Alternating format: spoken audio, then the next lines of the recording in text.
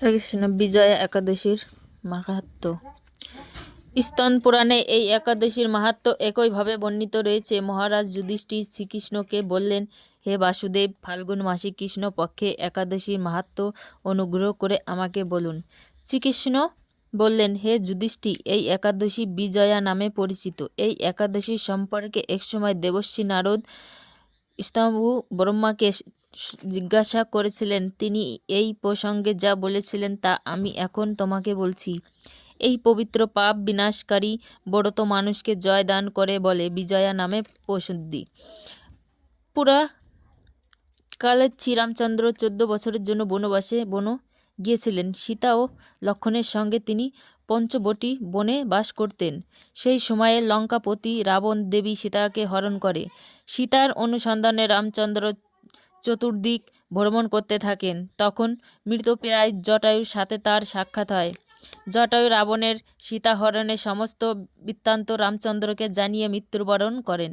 এরপর সীতা উদ্ধারের জন্য বান রাজা সুমিত্রের সাথে তিনি বন্ধুত্ব স্থাপন করেন। ভগবান রামচন্দ্রের কৃপায় হনুমান লঙ্কায় গমন করেন।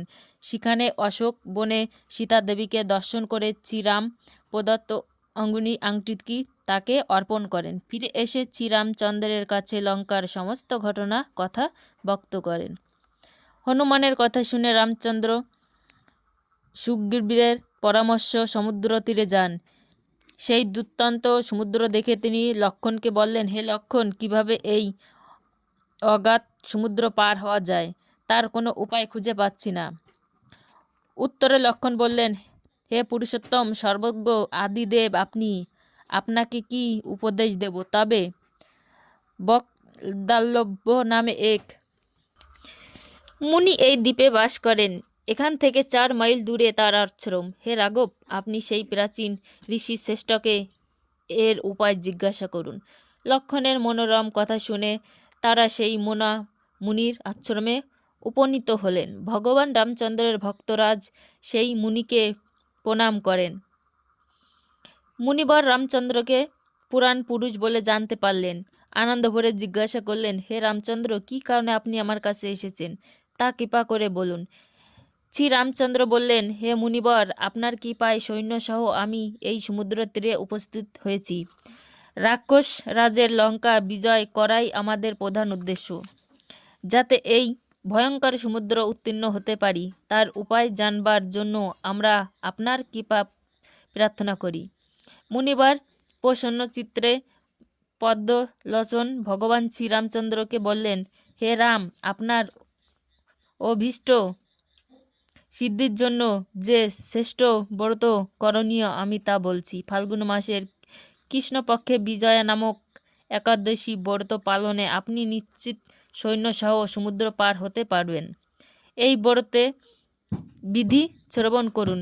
বিজয় লাভের জন্য দশমীর দিন সোনা, রূপা, তামা অথবা মাটির কলসি সংগ্রহ করে তাতে জল, আম পাতা দিয়ে সুগন্ধি চন্দনে সাজিয়ে তার উপর সোনার নারায়ণ মূর্তি স্থাপন করবেন।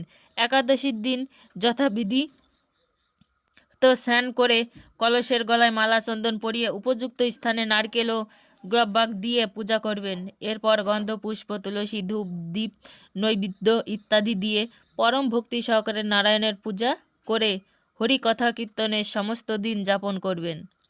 রাত্রি জাগরণে করে অখণ্ড ঘি প্রদীপ প্রজ্বলিত রাখবেন। দ্বাদশীর দিন সূর্যোদয়ের পর সেই কলস বিসর্জনের জন্য কোনো নদী বা সরোবর বা জলাশয়ের কাছে গিয়ে বিধি অনুসারে পূজা নিবেদনের পর তা বিসর্জন দেবেন। তারপরে এই মূর্তি বেদঙ্গ ব্রাহ্মণ দান করবেন। এই ব্রত প্রভাবে নিশ্চয়ই আপনার বিজয় লাভ হবে। ব্রহ্মা বললেন, হে নারদ, ঋষির কথা মতো ব্রত অনুষ্ঠানের ফলে তিনি বিজয়ী হয়েছিলেন সীতা প্রাপ্তি, লঙ্কার জয়, রাবণ বধের মাধ্যমে। শ্রীরামচন্দ্র অতুল কীর্তন লাভ করছিলেন। তাই যথাবিধি যে মানুষ এই ব্রত পালন করবেন তাদের এ জগতে জয়লাভ এবং পর জগতে অক্ষয় সুখ সুনিশ্চিত জানবেন। হে যুধিষ্ঠির, এই কারণেই এই বিজয়া একাদশী ব্রত পালন আবশ্যক কর্তব্য। এই ব্রত কথা শ্রবণ কীর্তন মাত্রে বা জয় পায়ের যজ্ঞের ফল লাভ হয়। হরে কৃষ্ণ।